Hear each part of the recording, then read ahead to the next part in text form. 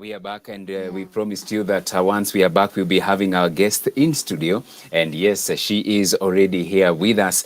And it's all about a day at a time, what the Lord continues to do in our lives. For he has good plans. That is what the Bible reminds us, that he has good plans over our lives. They are plans of good and not of evil, plans of giving us a hope and a future. And indeed, that is what our guest has been able to achieve. So without much ado, allow us to welcome our guest. Her name is Dorcas Wangari. Good morning, Dorcas. Good morning to you. How are you? Fine, thank you. And it's a joy to have you this morning. Yes. You know, when you were getting onto the set, you were asking, are we properly dressed? Are we with, the entire attire? Because we saw you walking with your crown. Is it a crown? Yeah. Oh. Unasema nini? No. It's good What to were you wanting to say? Confirm. Yeah, it's better to confirm. It is very important. So welcome, Dorcas. Thank you so much for having me. Karibu. And you guys look amazing, by the way. Thank you. Yeah, and our colors are in them. Yeah. You know, there's a touch of blue. The blue and white, whatnot. Amazing.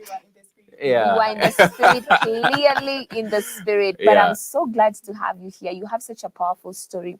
I think it always encourages me when I see someone who has gone through so much, but yet has been able to rise above the circumstances, not wallow in self-pity, but literally go forward and still live again. You have had 3 suicide attempts, which is something huge. And I know we are going to get to that. Yeah. And I'm looking forward to hearing about the events that led to that. But first of all, let us understand, who is young Tabitha? How was your life growing up? Tell us about your childhood. So my name is Dorcas Wangari, Tabitha. So I grew up in Nyandarua County. That's where I was raised up by a family. I can say that they're not my biological family. And I can say the woman that raised me, at some point I say that I was raised as an orphan. I never said that, because there was a time I had someone saying that I was just talking about my own things, but they don't even understand anything. Before I go there, for a person to have a parent, if you are raised by the both parents, people take it for granted. But for me, it is a privilege. Yeah. It is a privilege because I was raised by that lady in Nyandarua County. At the moment, she's maybe, if I'm not wrong, she's maybe 90s or something. Oh, wow. And it wasn't a smooth one. It wasn't a smooth one. It was something that was so traumatizing and very difficult. But I'm grateful to God. And I grew up being surrounded by people who are rejecting me a lot. You are being followed by the spirit of rejection, whereby no one accepts you in that place. But that is a place that is your home, because that's where you have been raised. Yeah. And I remember one of the family members saying that I was brought there when I was young. And the question was, if I was brought there when I was young, who brought me here? Yeah. And who are those people? And what was the reason behind for them to bring me and leave me here? And I used to ask this question every now and then. I used to ask her, the lady who raised me up, who brought me here, and why was I even brought here? And if you know anything about my biological parents, why don't you share about them? If it's better that your parents were buried, like they died, and you're shown their grave. It is very important, rather than just being there, nothing, but you have to accept the situation at that moment, because there's nothing you can do about that. So it was very traumatizing and very scary at some point, and that thing led me to having so much depression at a very young age, and it was very difficult for me. Yeah. So that answer, you never got that answer of why you were taken there and who brought you there. So do you know your biological parents? No, I'm still looking for them.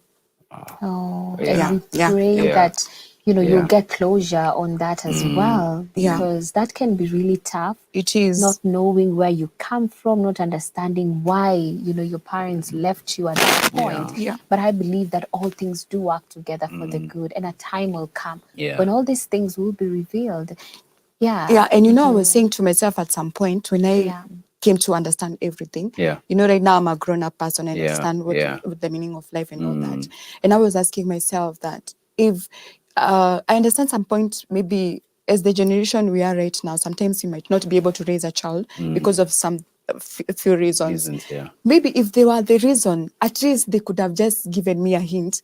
Your mom brought you here because of this and this, or your mom brought you here because they were not able to raise you. And where is she? Yeah. Because I remember when I was in school and we were having a prayer day. I was in class 8, and we were told to bring our parents. So I went there and I shared with her, and she was like, I'll think about it. And she used to tell me that I was a very stupid kid, and I was to talk to her back, and I'll tell her I'm not stupid. And at some point, I would just accept things, like I'll accept the way things were.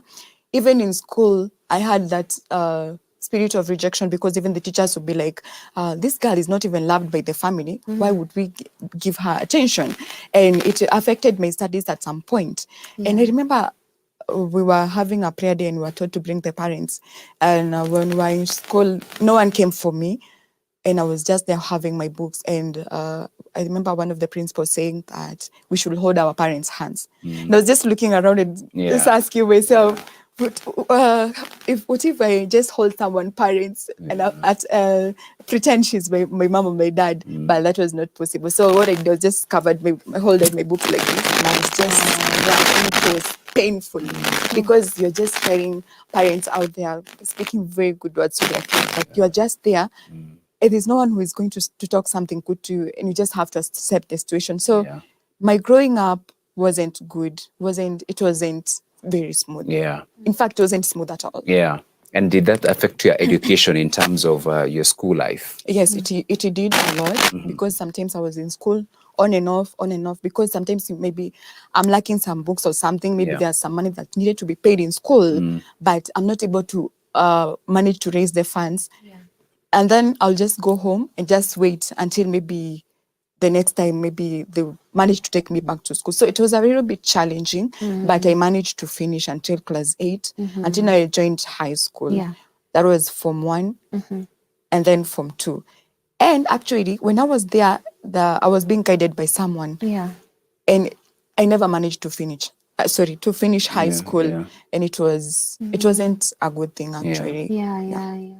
Oh, that's really unfortunate. And when you, in your story, you've also mentioned that you had to handle being attacked by Al-Shabaab. So what are the events that led to that? How was that?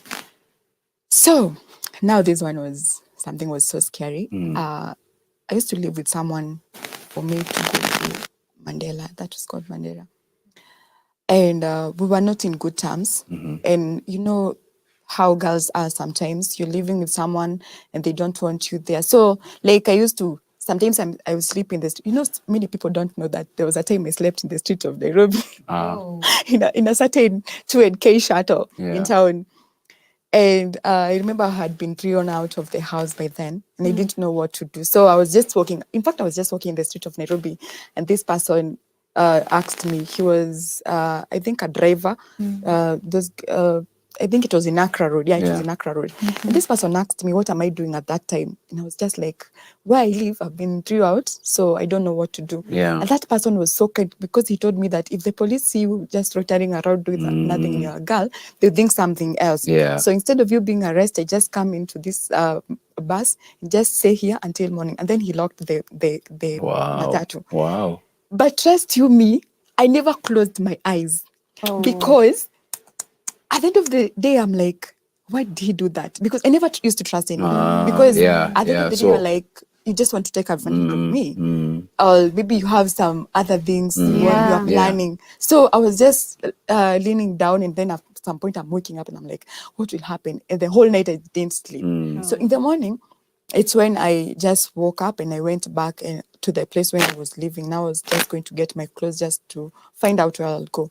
And then a certain lady called me, and she was like, by then I didn't even have a smartphone. I was just having the small phone. And then she told me that there's a certain job that is going to, they are giving jobs in Mandela, whereby you'll be earning up to 50,000. And that was like a turning point to me because all along I've been struggling and even to get a place to stay. But now here come this work. It's there. I'm willing to sacrifice. I didn't even have transport. The transport from Nairobi to that place, we paid 3,500. It was catered for. So me, I went there. I was taken there by that lady. In fact, she just directed me. Just get to the bus. When I got to Mandera, I was picked up. So when I got there, I'm like, where have I brought myself? Because the place looked so desert, and I'm like, no, I never expected this. But at the end of the day, now I'm ready to do this because that is the only solution. 50,000. Yes, that's a lot of money. That's a lot of money. Yeah. That's a lot of money. Yeah. A lot of money. A lot Yeah. of money. Very much. And I was so excited about it. But when I got there, I felt like, you are kuna venye, because your instinct will never lie to you. So I felt something was not right. But I didn't have an option because now, even if I want to go back to Nairobi, I don't even have that transport. No. In fact, in my purse, I think I only had 100 bob. So that one cannot even buy anything for me. Yeah. So I'm just there. I was picked by certain Muslims, and we went, and I was taken to a certain house. So when I got there, I asked the person, I was inquiring for the person who brought me there. I saw her, and she told me that I'll see you later. And I was taken by this lady. By the up to today, I've never seen her. I'm still waiting to see her later. So I was taken to that house by those people, and I was treated well that moment. And then we were taken from that house, I was taken to a different house now, whereby there was nothing that was going on. And I was asking, I was brought here because they told me that there's a job. So how come I'm not being taken to the job? Because I have now stayed for over a week in that house. I can't even go outside. The gate is locked, and then there was a soldier there. You can't go out. In case you want anything, they'll just tell you they'll bring it for you. And I was just taken to to a certain room whereby I couldn't access a lot of things. And when I was there, I was asking a lady that was there, why am I not taken to the place that I was supposed to go? What is not happening? And then she would just tell me, you're just asking a lot of questions, so stop asking them. Neither did I know that we are going to be trained, we are going to be taken to become the Al-Shabaabs. We were supposed to be taken to Somalia. But I was not aware. So they're waiting for other girls to be brought there.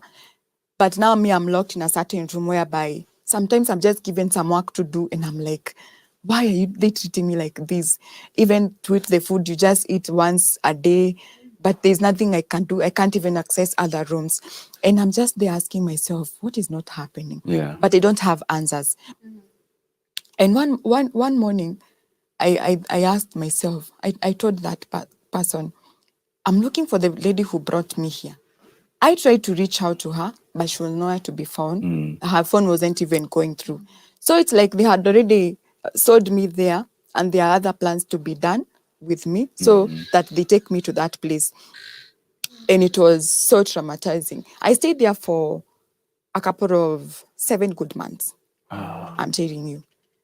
And it took me many months before I could get out of that place. Like I never got out of that place even a single day, going outside. Because anytime I want to go outside, there's someone who is blocking me. I cannot even access my phone because at some point my phone was taken because they knew what was happening. And it was very traumatizing. So I felt like we were just hostage there because actually no one else was there. It was just me, myself. But I used to hear them having a conversation. So I think the other girls, maybe they were taken in a certain place whereby, because they kind of like suspected me because I was always so curious. Until now they took my phone. For that moment, I couldn't even access anyone or call anyone. I was just there. Like, you're just there. You don't know anything. Sometimes they just bring me clothes to wash. And there's nothing you can do. And those clothes are so many. So one day, I managed to walk out. The gate was open. And then I just checked around. Like every now and then, I was just trying to move out of that place. But so the gate was opened. I walked outside. And I didn't see anyone actually. And I ran away. And I was running in that place. So now I had been given those clothes of Muslims. And they couldn't recognize me because when you're there, they used to say that if you are a Christian, you're not a Kenyan. They used to call that place down Kenya, down something like that. And I was so scared. And I'm running, just turning back and asking myself, if I'm caught by these people, I'm going to be killed. Yeah. And when I was running, I just saw a certain person and I was like, please help me. And I just went and hugged the person and they were like, what is wrong? My happiness was, this person is a Christian. They are not wearing those clothes. So I just removed the scarf that I was wearing in my head and I told her, I'm a Christian, please help me. And they just grabbed me and they took me to their house and I was just there crying and explaining what happened. So because I stayed there for some times, I was just trying to heal and just trying to accept what was going on, what had happened. In fact, there's so many things maybe had happened there. I might not even be able to talk about all of them because of time. Yeah. But when I shared my story, they were even so scared of what was happening. And every time they were like, we are scared, those people won't even find you because if they find you, they're going even to haunt us because they'll be like, how did you manage to get out of that place? Yeah. And I walked out of that place without nothing. I didn't care about my phone, but the good thing I had my ID. I used to put it here every time so no one will ever access it. So when I was there, at some point, I met two ladies and we became friends. We just started talking. Like any person you meet there, you become friends. You associate, like you just become friends. And we just said, let's just walk and see what we can do. So as we were just going to the border of Somalia and Kenya, I don't even know what we were going to do there, but I was just so tired and frustrated and had given up with everything. I was just trying to get something that I can do and earn money and just go back to Nairobi. So when we were walking, we were in a certain bush somewhere. We're just walking, and I'm just walking, saying, you know, you guys, if we walk in this place, we might see Al-Shabaab. And if tukiwaona, what would happen to us? I didn't even finish that word. I just had someone grabbed me at the back and he pushed me down and I fallen down. I don't know about the other girls. So I lied down and at some point it's like I fainted at some point because I was so nervous. But before then, the guy was stepping at my back and he's saying that, say your last prayers. And I'm like, okay. And then he told me, what did you mean by Al-Shabaab? And he asked me, do you even understand what is the meaning of Al-Shabaab? I just kept quiet. And then I couldn't see, I just turned and then I couldn't see his face because it was covered. You can only see his eyes. And I was so scared. But at that moment, I'm like, I've seen a lot. I've been through hell in my entire life. And this one is not even scary. If he's going to kill me, then it's fine. There's nothing I can do. Yeah. I'm already here. We're already here. So let him kill me and then we are done. And then he's just stepping at my back. And he was very heavy because this is a man. And there's nothing I can do. And then he was just having so many things. I think it was just some bullets or something. I didn't even understand. And I had him firing up. I think that means when I went unconscious and I could not even understand what was going on. And when I woke up, I found myself in a hospital. Because we were rescued. I don't know about the other guys. I know what happened because I never saw them and I didn't even have any phone to contact them. But I was taken to a hospital and when I opened my eyes, the first person I saw was a policeman. And I asked him what happened. And he told me that we rescued you from a certain bush. And I'm like, wow. So they are good people. You know, because I never believed that they were good people in that place. And they became my friends and I was just there trying to heal. And I don't even remember where I was staying at that time. I'm like, they don't even know where I went. Because it was like that one. I think we stayed there for one day. Then the following day, because I was really traumatized, I was not even okay. And after some times I was taken out and I told them where I was living. So when I went back there, those people were like, we cannot host you again because of what happened. We don't know why you are, like they felt they're not comfortable now with me living. Yeah, you're bringing a lot of issues in that place. Yeah, to our family. Wewe unaleta nuksi tu. I know. Yeah. And then I walked out and then I went to stay at a police canteen where they were staying. And After staying there for like 2 days, there was another attack. We were at the canteen eating, and we didn't know that the bomb was hidden under that place where we were seated. Yeah. So it was just few hours for it to burst. But we are not aware. We're just there making stories. And I'm very comfortable because those people were treating me nice. I got a certain lady, she was a policeman, and they just showed me where I can just be staying for some time before they figure out how I'm going to go back to Nairobi.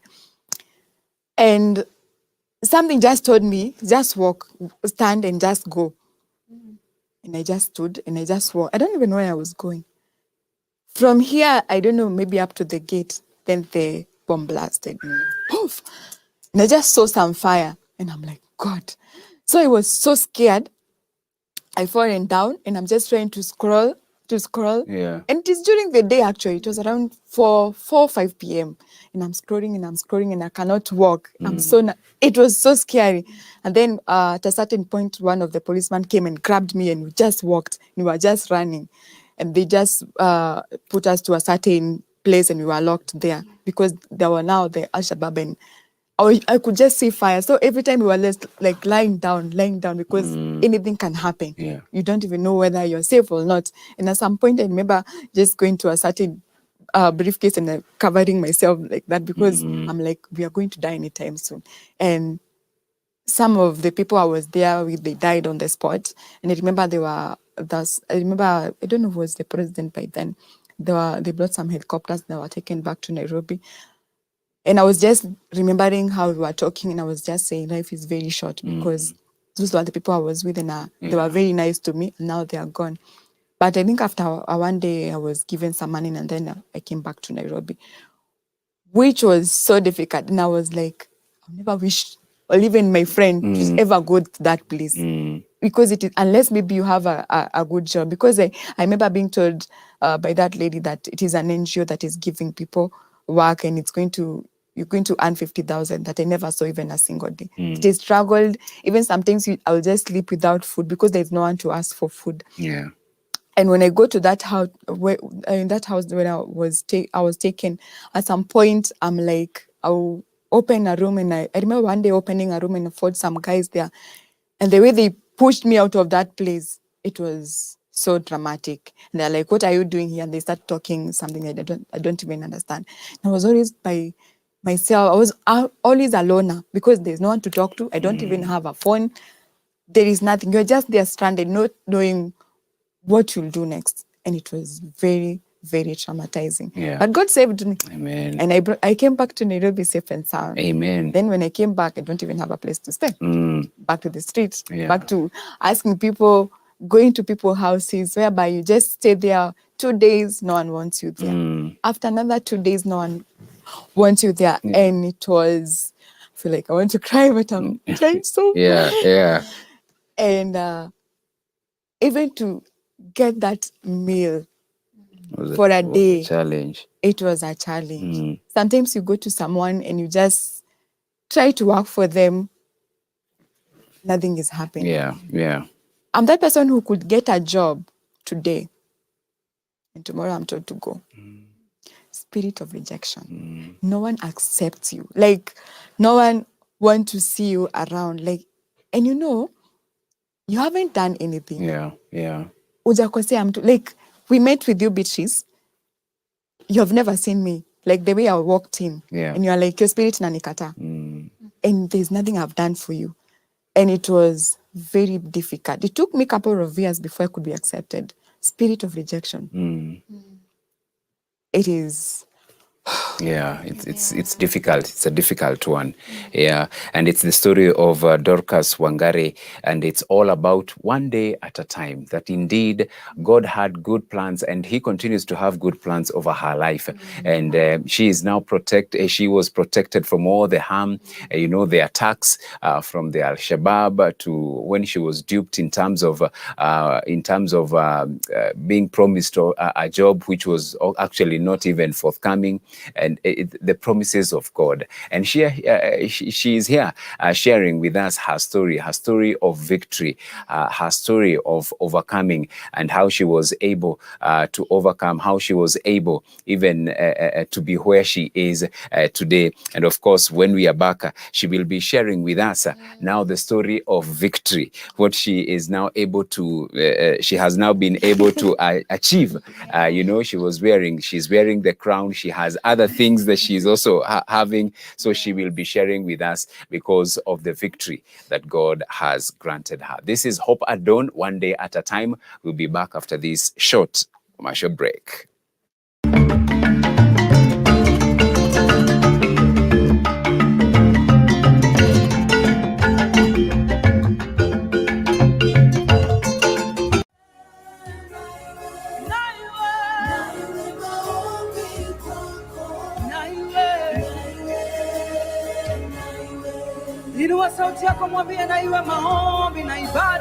Hello there, praise the name of the Lord. My name is Evelyn Wanjuro.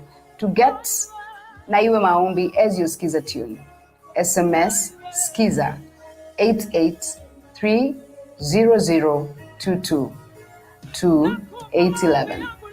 Hope Skiza, spreading the hope.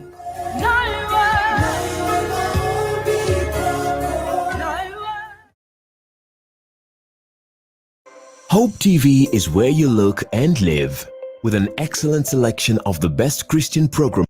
Hope TV is where you look and live, with an excellent selection of the best Christian programming consisting of local and international content of inspirational stories, talk shows, Bible commentary, youth, health shows, children entertainment, contemporary gospel music, extended times of worship, live broadcast, news, movies, drama, Christian ministry programs, and so much more. Hope TV is another quality service from Christ is the Answer Ministries, with over 45% of authentic and credible local content every week. Hope TV is a sister station to Hope FM, Kenya's leading Christian radio station, with footprints across the country. Tune in to Hope TV, where you look and live.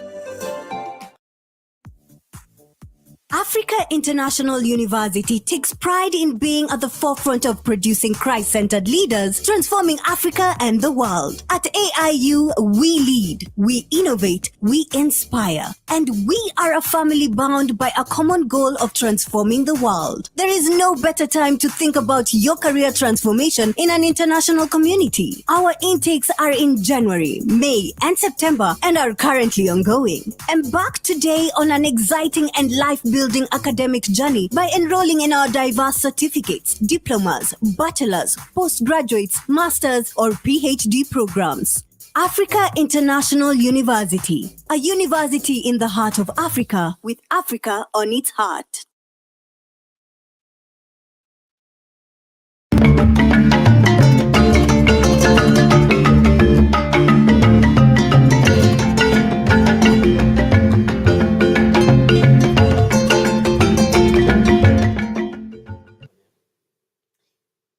Yes, we are back and we are hosting Dorcas Wangari, and it's a day at a time. And we left it at the point now you are back to Nairobi, and things, you're still trying to figure out things.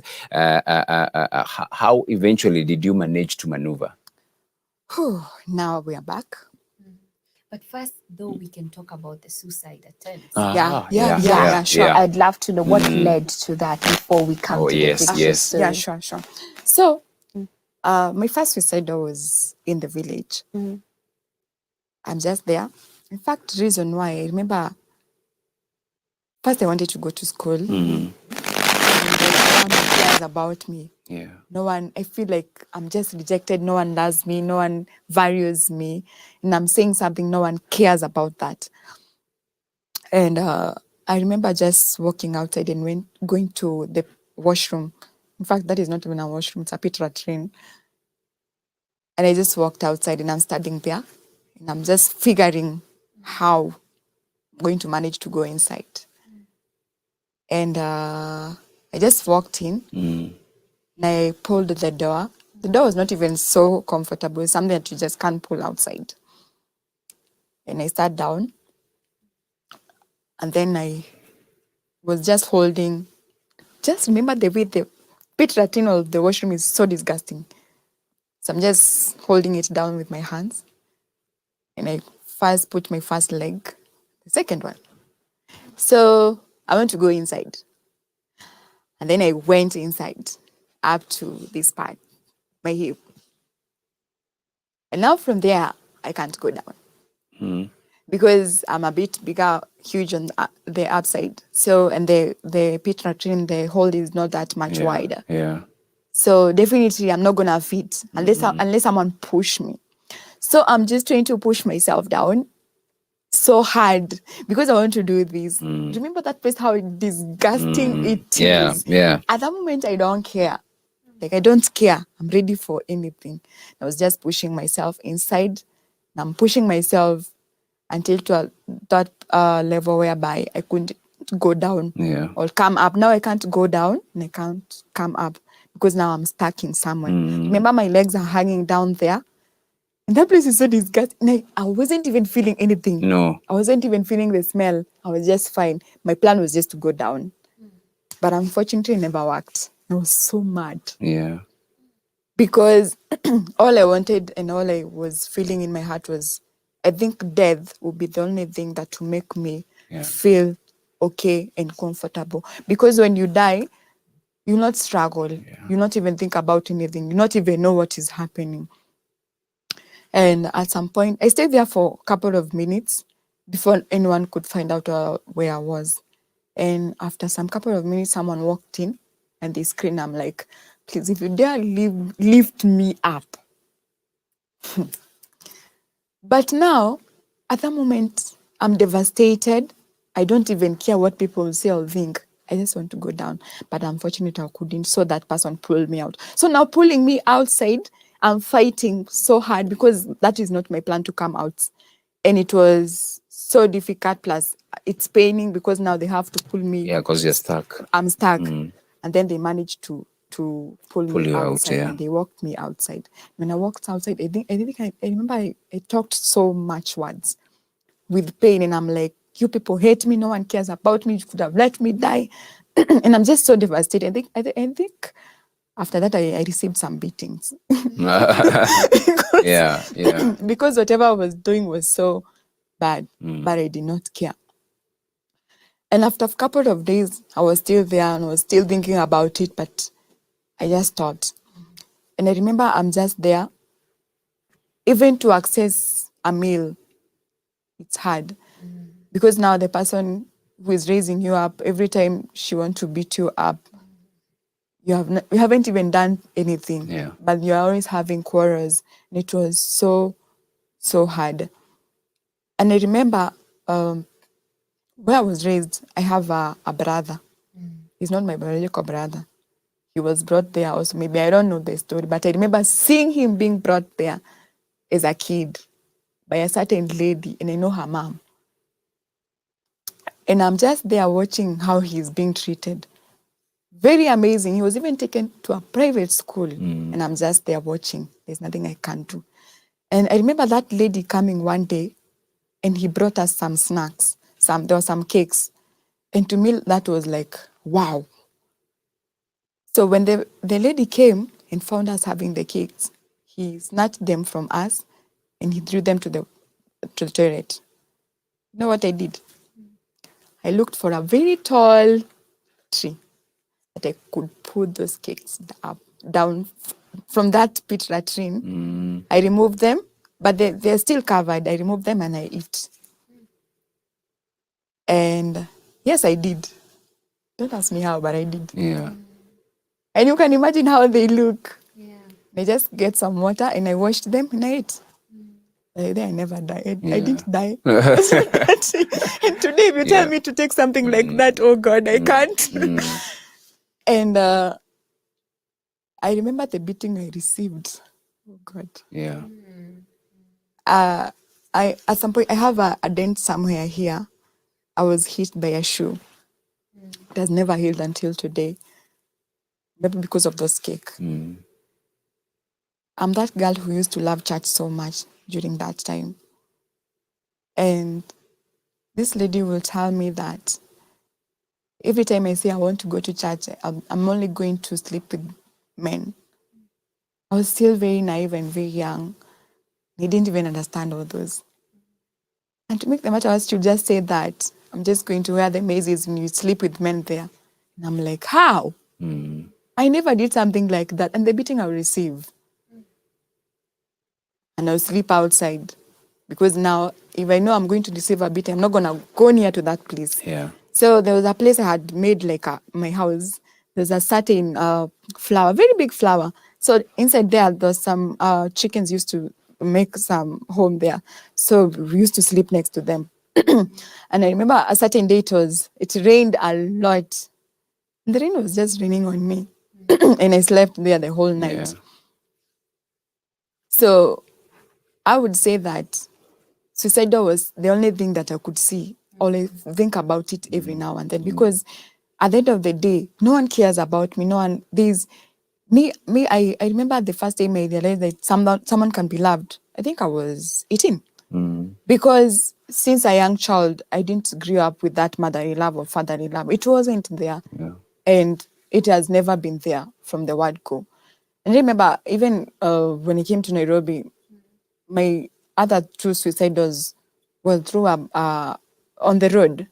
One was along Haile Selassie Avenue. Now I'm just walking within Mudhurwa. I'm just walking. And I saw this car coming. And I'm like, I'm planning how to jump. But now I'm scared because I'm seeing people around and I don't want anyone to touch me, because my plan is to be hit by this car and I'm going and I don't care. So I jumped on the road just like that. And I don't even know how that man did. The car just stopped next to where I was. And I was mad. So the man came out. He was a very old man, not that old.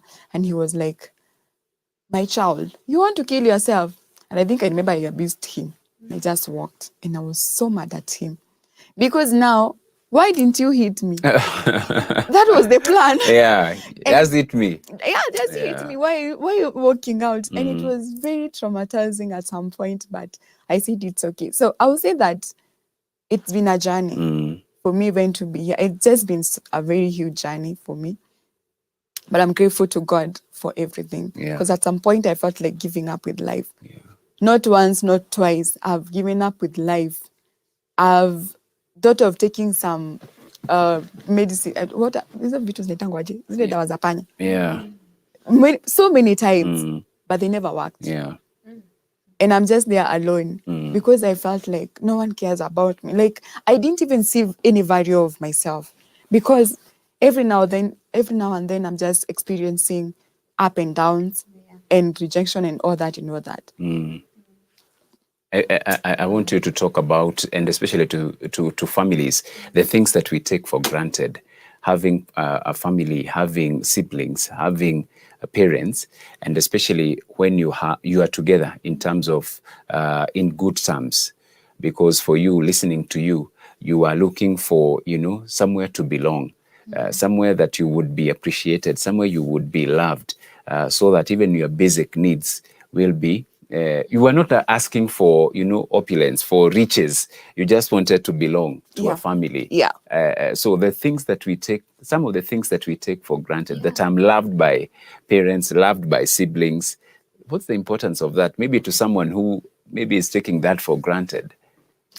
I will say this, facing this camera. Yes, go ahead. If you have a parent, like biological parents, or you have your family. People think that having a family is just okay.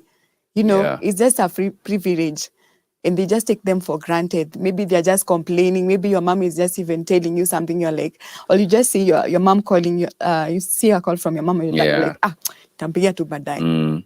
My friend, pick that call. It is so important, because personally, I didn't have that. And at some point, I have wished I had that. I break down so many times. I won't lie to you, I break down. At some point, I think I healed, but I think I haven't so much. I know it's only in the past, people will judge me, think like you have to heal, you don't have, I'm not supposed to think about it. Yeah, it's in the past. But at some point, I break down and I think about it at some point. But if you are there, you have the both family, the both parents, you have your siblings, love them, appreciate them. That just one moment you have that family, appreciate them, be there for them. If there's something you can manage to do for them, just do it for them, because it is a privilege. Some people like us, we cry day and night and hoping and praying to God. I wish we had just one, even just one, to just be there for you. Like you see your mom, how I see how some parents work so hard. They work so hard for their kids. You have your mom who is taking you to school every morning. You have your mom who is paying school fees. You have your biological mom who is doing everything for you. But people think that, my mom, I don't care. Wacha tu pia apige kelele. Wacha apige kelele. And you don't care. Maybe you are even rude to those parents. Yeah. Don't. Because some people like us will be like, I wish we had that opportunity. It's an opportunity that if you have it as a person, just thank God. Be grateful to God, because not so many people have had that privilege. Yeah. And I see some comments here. One saying that she has really graduated from the University of Adversity. May God give her the grace to be all that she was created to be. Wow. This is Gladys Kifui. And then another one, being your friend, I can say you're a very strong individual. God is going to uplift you higher. If someone sees you today, they can't tell what you've been through. With you always. This is Kelvin Wasike. Oh, wow. Yeah. Wow. I know the person. You know the person? That's Yeah. beautiful. And I think now, even as we try to conclude, I see time is really far much spent. And we haven't even finished the story. Imagine, time is so gone. But maybe you can just tell us now about how are you able even to go after these awards? You have won 3 titles, modeling. Yeah. You know, how was that? How did that courage come, even with everything that you've gone through? And tell us just in a nutshell, in summary, how you are able even to achieve all that. So I have a passion in modeling. Like, it's something I didn't even know. I didn't even realize that I had. Yeah. I started modeling in 2017, actually. I went to the auditions. I failed. I was told I was too dark for become a model. Wow. And it was okay, but I never failed. I never gave up. I still continued until, I think, 2021. This was my first title, actually. Miss Marikia Kiambu. It was my first title, actually. And it's something that I'm so passionate about, giving back to the society. Yeah. And people think that modeling is just walking with our 6-inch heel or 5-inch. Yeah. But no, there's a lot. There's some project. You have to do some project. There's a lot in it, by the way. And I'm so grateful to God, because I didn't even see myself having this title. And wearing this crown, it is something so special to me. Yeah. I won this other title. This is Miss Humanity Africa 2022. Wow. And I don't have the other sash. Yeah. It's Miss Africa Unite Kenya. And I think that was the best thing I ever did with my life. Yeah. Because I'm so passionate about even, like, I don't know, I know at some point I'll have to come and stop modeling, but it's something I'm so passionate about it. Yeah. And I remember 2020, I was supposed to go and represent Kenya in Nigeria, but unfortunately, I was not capable to fund myself to go, which was something that really devastated me a lot. Yeah. And it is okay. Sometimes there are some things maybe you can't force them. If they are not coming, you just accept them the way they are. And I'm so thankful to God for the opportunity. And I'm hoping this year I get another crowd, because this one is for 2022 and 2023. I didn't participate that much because I was also concentrating with studies. So, but this year I'm back. And I look forward to have another title. Yeah. And we wish you the very best. Thank you so much. Yeah, you have already won, so you will win more. Yeah, that is the trajectory that your life is taking. So thank you so very much. We can give you a minute so that you give us your parting shot and encourage someone who is experiencing adversity, experiencing pain as well. Would you encourage them? So I use this camera again. So I'm so happy to be here today. Yeah. And this morning, It's been amazing, even being hosted by you, Beatrice. Karibu, karibu. And Gishuru. Yes, karibu. I had already climbed to your name. Yes. So you're out there, you feel like giving up, you feel like you don't want to continue with your life, you feel like it is the end of you. But trust you me, look at me, the pretty me. Yeah.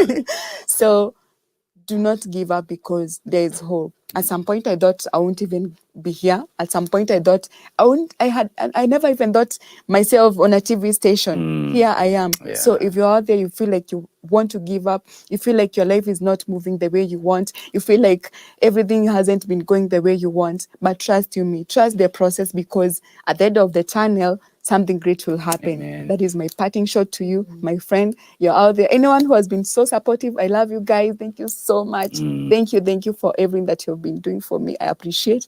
And don't give up. Keep on pressing, because when you serve God and you believe in God and you have faith in Him, there's nothing that is not possible. And He will do anything that you desire. Amen. Because He has done it for me, and He will do it for you too. Hallelujah. Amen. Amen. Amen. Thank you. I'm so inspired. That is so touching. Yeah. Because even when I'm listening to your story, I'm just thinking of how sometimes we depend on other people to approve us. Yes. You know, we depend on the people that are around us, and we sort of we put our value dependent on if they Other accept people. us. Yeah. But the truth is, we don't find our value in people. We don't find our value in the titles. Yeah, Even sure. if I was not a journalist, even if I was doing nothing with my life, I am still valuable because God created me. And I believe that God created me for a reason. You have a purpose. You have an assignment in this world. And no one needs to approve you. You are approved because God says so. Your story is so powerful. Amen. And seeing you rising up above everything you have gone through, I mean, it's so encouraging. Yeah, it is. It's touching. It's encouraging. I don't want to cry. I know, we cried. You know, we can start crying, Yeah. and then You Gigi fought will my be tears. lost. Yeah. Gigi will be confused on what to do. But I've really been inspired. Yeah, And yeah. my prayer for you is that God will continue taking you higher and higher to new territories. Yeah. May you just be embraced in His love, whether or not you have that family. Just know God is going to fill that gap fully with His love, because He's able to do that. Yeah, because at some point it's not easy. Yes, It's not easy, it's actually. not It's not simple. easy. Yeah. You just need God. Because Amen. now, what will you do? The only place you can find that solace and acceptance is in the hands of God, because He will usher you in, even if everyone else rejects you. So keep going, girl. I'm proud of you. Thank you Keep so going. much. Keep Thank going. you so much. Yes. Welcome. Time is far much spent. Mi naangalia time. Unasema welcome kwa nini? Kwa sababu ni vile I was welcoming her again. again. Yeah, not I think we should. Yeah, we will definitely part two. for part 2. We haven't talked about Kind so of many like a series. Yes. Yeah. We So need you to- never know. We'll have Yeah, you our again. producer is listening. So Yeah. cheza kaa wewe. Yes. Yeah. So anyway, thank you so very much for your time as well, even for tuning in Yes. to One Day at a Time right here at Hope at Dawn, listening to the story of Dorcas and what the Lord has done in her and also through her. We really appreciate your time as well, even for the interactions. Asante sana. We need to call it a day to the entire crew that has made this show a success. Thank you so very much. And Asante. Thank you so much, Kina Thank you. Regan pale kwenye sound. Yeah. Let me not shout out everyone. Charlene, our super director, Ndiku, everyone. We appreciate you for being part of this amazing show that Mimi, we're your doing here. co-host. Gigi. Yeah. Anyway, Thank you. it's been real. Guys. Thank you. It's been amazing. We need to tell people that we won't be there tomorrow and Thursday. Oh. Yes. Yeah, we are retreating. We are retreating. Yeah. We'll be headed for a little bit of a work retreat, but this will be a time to, stay in the place of extended time of worship and amazing times. Yes. But we will see you again very, very soon. So keep us in prayers, and I pray that God blesses you and opens the doors. This 2024 is your year. Amen. Just stay close to Him, seek first His kingdom, and everything else shall be added. From My name us is, here? Beatrice Watare, and continue. Okay. George Gishuru, Gigi. Thank you so much.